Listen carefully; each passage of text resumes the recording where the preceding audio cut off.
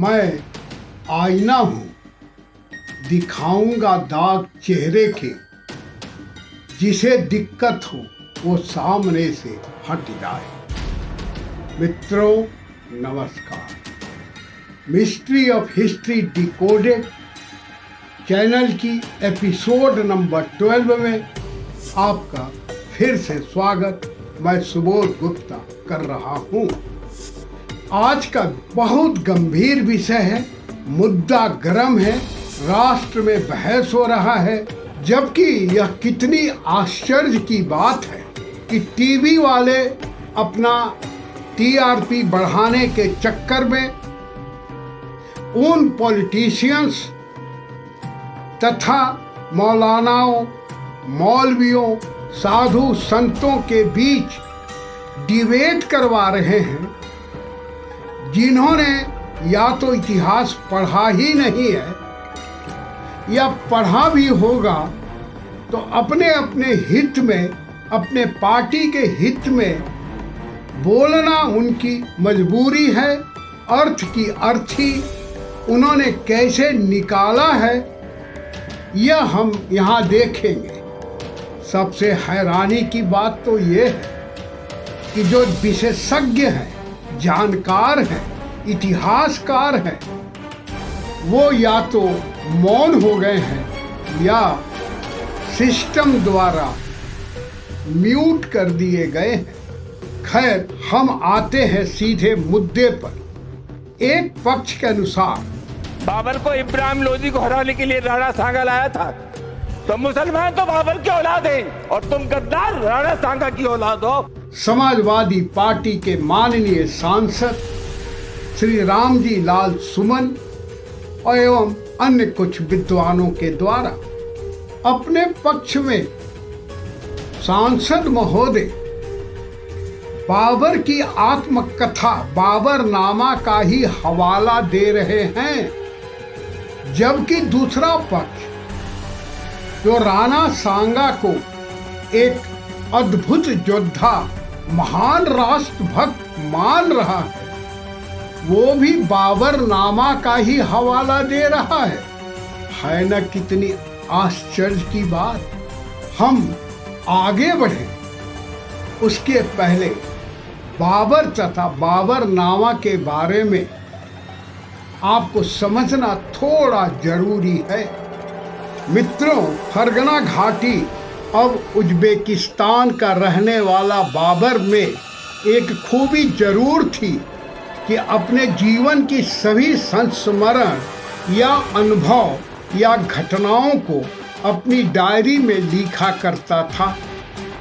तुर्की चगताई भाषा में लिखित बाबर की इस आत्मकथा का सर्वप्रथम अनुवाद वर्ष 1530 में हुई उसकी मृत्यु के लगभग 60 वर्ष के बाद अर्थात 1590 ईस्वी में बादशाह अकबर के आदेश पर अब्दुल रहीम ने पर्शियन भाषा में किया था, जिसका फिर अनुवाद कई भाषाओं में कई विद्वानों ने किया है और अपने अपने मुताबिक उसके नाम दिए हैं।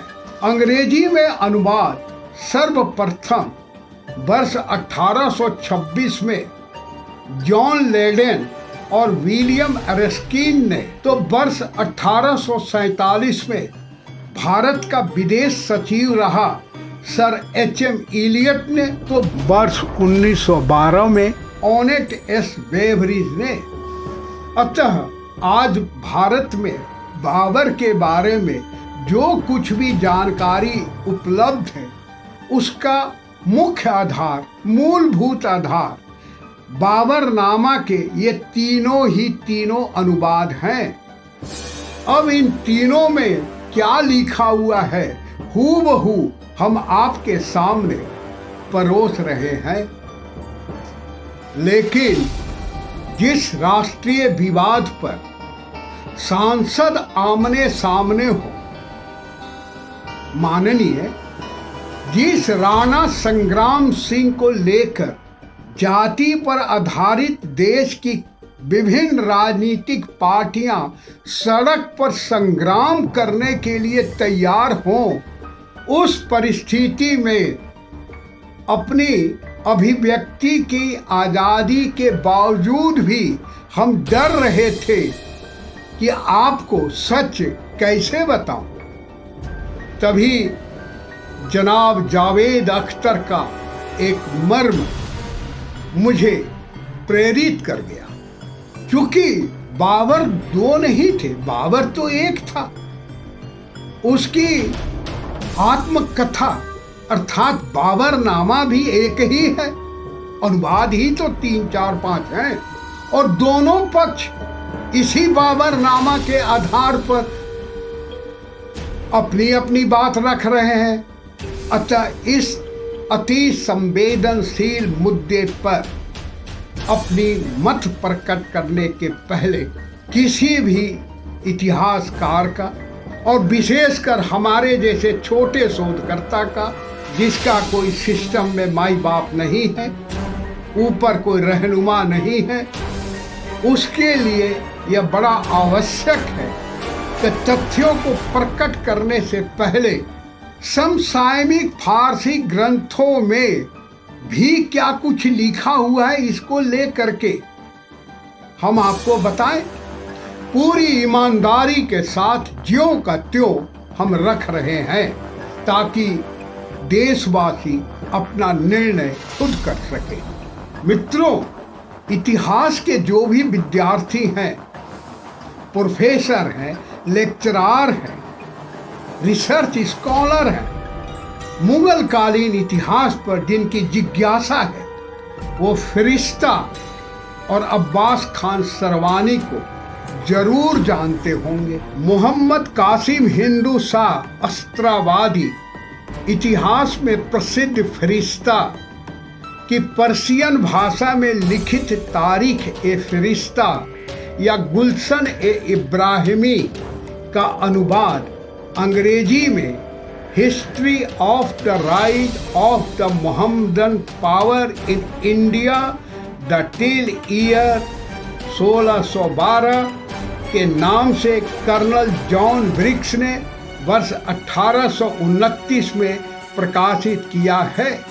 इस अनुसार फरिश्ता बड़ा ही स्पष्ट लिखता है कि दिल्ली के सुल्तान इब्राहिम लोदी ने जब अपने पंजाब सूबे के गवर्नर दौलत खान लोधी को बर्खास्त कर दिया, तो दौलत खान लोधी अपने तीनों पुत्रों को लेकर दीपालपुर में बाबर से जा मिला।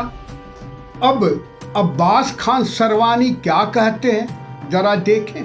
यूसुफ खाई दौलत खान, जो पंजाब का गवर्नर था, ने अपने पुत्र दिलावर खान को बाबर को भारत लाने के लिए भेजा। मित्रों, वर्ष 1575 और 80 के दरमियान भारत आया फरिश्ता, एक स्वतंत्र खोजकर्ता, इतिहासकार के रूप में प्रसिद्ध। यह मुगलों पर आश्रित नहीं था, नहीं अकबर का दरबारी। इसने स्वतंत्र खोज की। वही अब्बास खान सरवानी अकबर के ही दरबारी थे, अकबर के ही कहने पर, अकबर के ही द्वारा संपादित उनकी रचना तोहफा ए अकबर शाही, जो 1582 में लिखित है, मतलब जो बाबरनामा का मूल अनुवाद 1590 में हुआ, उससे भी 8 वर्ष पहले, और अब्बास खान सरवानी की तोहफा ए अकबर शाही को भी मुगल कालीन इतिहास के सूर साम्राज्य से संबंधित, अकबर से संबंधित एक आधारभूत ग्रंथ माना जाता है। इस प्रकार फरिश्ता और अब्बास खान सरवानी दोनों के अनुसार राणा सांगा पर आरोप बेबुनियाद हैं। फिर आरोप क्यों? आरोप बेबुनियाद नहीं, ध्यान रखिएगा इसका अंतर। अब वो बुनियाद कितना सही है, अर्थ की अर्थी कैसे निकाली गई है ये हम आगे बताते हैं। वो भी अब्दुल रहीम द्वारा अनुवादित बाबर की आत्मकथा बाबरनामा के आधार पर। मसाला से भरपूर यह बड़ा पेचीदा मामला है। अतः बाबर की आत्मकथा बाबरनामा का तीनों अनुवाद को हमें ठीक से पढ़ना होगा। किसी वैज्ञानिक की तरह सूक्ष्म निरीक्षण करना होगा। आइए करते हैं। बाबर की मूल आत्मकथा का वर्ष 1912 में अनुवाद ऑनेट एस बेवरी के अनुसार दौलत खान और उसके पुत्र दिलावर खान और गाजी खान ने बाबर के पास काबुल में दूत भेजा, सहायता मांगी उससे। फिर अपने पिता दौलत खान का संधि पत्र लेकर दिलावर खान बाबर के पास गया काबुल। अब दूसरा अनुवाद देखते हैं। एच.एम. इलियट द्वारा अनुवादित तुजुक ए बाबरी और वाक्यात ए Babri the autobiography of Babur के नाम से अनुवादित बाबर की इस आत्मकथा के भी अनुसार दौलत खान ने अपने पुत्र दिलावर खान और गाजी खान को अपनी सहायता के लिए बाबर को बुलाने के लिए काबुल भेजा। इस्माइल खान जो दौलत खान का पौत्र था, उसने बाबर के आगे आत्मसमर्पण किया और फिर बाबर को संधि पत्र दिया। तो बाबर काबुल से भारत की ओर चला। अब दो अनुवाद तो हमने देख लिए। अब तीसरा अनुवाद 1847 से भी पहले 1826 में बाबर की जो तुर्की और चगताई भाषा में लिखित आत्मकथा है, उसका अनुवाद memoir of Zahiruddin Muhammad Babur written by himself के नाम से, जो अनुवाद जॉन लेडेन और विलियम एरस्किन ने किया है, उस अनुसार दौलत खान, दिलावर खान और गाजी खान जब काबुल गए, बाबर से मिले, सहायता की भीख मांगी, तब वह भारत की ओर चला। इस प्रकार फरिश्ता, अब्बास खान सरवानी के अलावे बाबर की तीनों अनुवादक बड़ा ही स्पष्ट करते हैं कि बाबर को भारत बुलाने में राणा सांगा नहीं, दौलत खान, दिलावर खान, गाजी खान, जो इब्राहिम लोदी के ही अपने रिश्तेदार थे, लेकिन जब उचित हक इब्राहिम लोदी नहीं दे रहा था, इन लोगों ने बगावत कर दिया और अपना स्कोर सेटल करने के लिए बाबर के पास काबुल जा करके आमंत्रण दे के आए, गिड़गिड़ा के आए। ये मैं नहीं कह रहा, ये फारसी ग्रंथ कह रहे हैं, बाबरनामा में ही है। इस प्रकार तो सांगा पे आरोप बिल्कुल बेबुनियाद है। फिर आरोप किस बुनियाद पर है, यह जानने के लिए मित्रों हम दोबारा ले चल रहे हैं जॉन लेडेन और विलियम एरस्किन की द्वारा अनुवादित बाबरनामा और एच.एम. इलियट द्वारा अनुवादित बाबरनामा की तरफ। सांसद महोदय या अन्य विद्वान जो राणा सांगा पे आरोप मढ़ रहे हैं, उन्होंने जॉन लेडेन और विलियम एरस्किन की बाबरनामा कितनी पढ़ी है यह हम नहीं जानते। पूरी पढ़ी है, कुछ पन्ने पढ़ी है, या सिर्फ पेज नंबर 287 पढ़ी है, या इस पेज की सिर्फ एक लाइन पढ़ी है जिसमें लिखा है the Rajput princes from Mewat to Udaipur had joined in a confederacy of which Rana Sanga, the prince of Udaipur, was at the head. अब confederacy का क्या मतलब हुआ? संधि, संघ, राज्य संघ। अब उदयपुर का नरेश, मेवात नरेश राजस्थान के राजपूतों को मिला करके एक संघ बना रहा था या बनाया था, इसमें गलत कहां है? क्योंकि जिस पेज नंबर 287 पर यह लिखा हुआ है उसी के ठीक नीचे इसी लाइन के लगभग 10 लाइन में बाबर स्पष्ट लिखता है कि दौलत खान, दिलावर खान, गाजी खान ने जो दिल्ली के सुल्तान से भयभीत थे, विद्रोह कर रहे थे, उन लोगों ने काबू ला करके उसे बुलाया, तब वो भारत की ओर चौथी बार चला था। अब किसने बुलाया? यह तो बाबर ही स्पष्ट कर रहा है। फिर राणा सांगा का जब नाम नहीं, जॉन लेडन और विलियम एरस्किन की बाबर नामा के अनुसार, तो फिर बदनाम क्यों?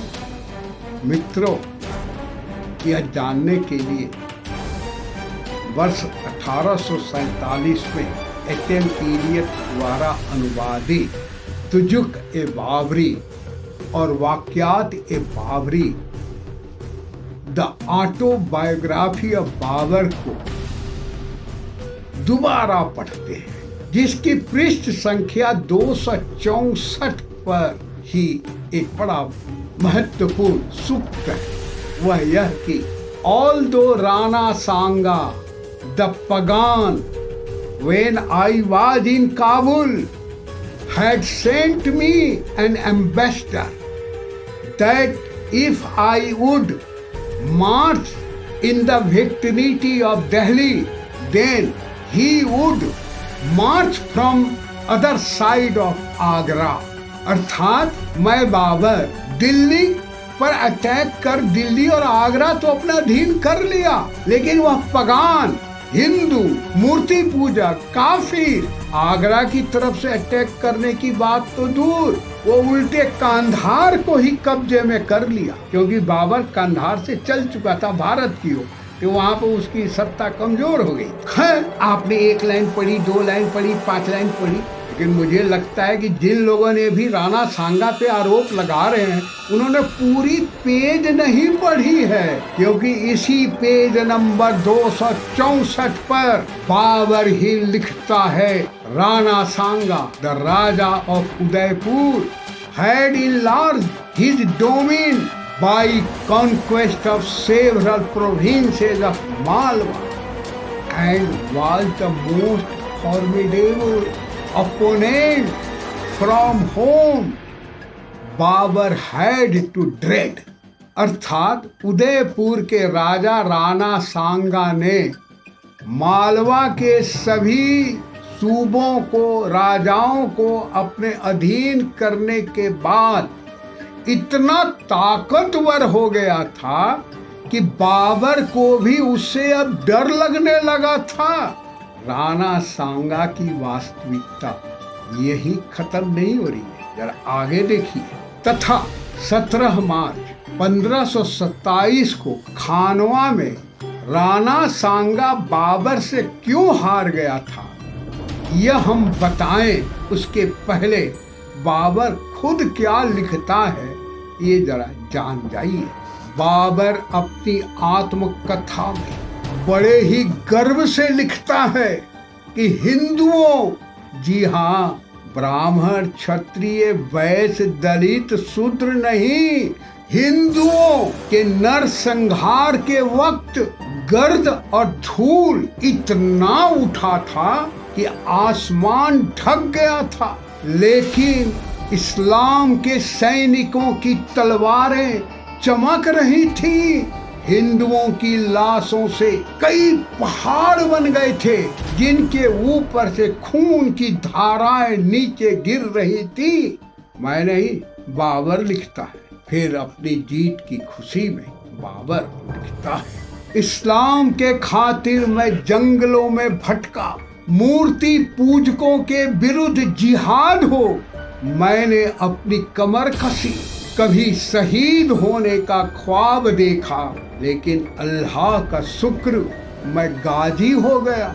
राणा सांगा पे आरोप लगाने वालों, आप कह रहे हो कि दोनों में प्यार था, बाबर में और राणा सांगा में संधि हुई थी, प्यार था। लेकिन बाबर की बेटी गुलबदन का हुमायूं नामा भी क्या पढ़ा नहीं आपने, जो कहती है कि बाबर ने राणा सांगा के विरुद्ध जिहाद किया था। मित्रों, 21 अप्रैल 1526 को जब बाबर ने सुल्तान इब्राहिम लोधी को पानीपत में परास्त कर दिया था, तो उसके साथ तो इब्राहिम लोधी के अपने ही सरदार जो उसके रिश्तेदार थे, दौलत खान, दिलावर खान, गाजी खान, वो तो अपनी पूरी शक्ति के साथ बाबर के साथ हो ही लिए। जिसके अलावे इब्राहिम लोधी की पूरी सेना भी अब बाबर के साथ हो गई। लेकिन राजस्थान के राजपूतों का, राणा सांगा का साथ हिंदुस्तान के बाकी राजाओं ने नहीं दिया। यही हाल पानीपत की दूसरी युद्ध में अंतिम हिंदू सम्राट विक्रमादित्य हेमू के साथ भी हुआ। सासाराम से चलकर चुनार, संभल, ग्वालियर, आगरा होते हुए दिल्ली में भी उसने स्वराज का परचम लहरा दिया। दुनिया जहां को पनाह देने वाले जहां पनाह अकबर को बेपनाह करते हुए भारत के अंदर 364 वर्षों के बाद पृथ्वीराज चौहान का अपमान का बदला लिया।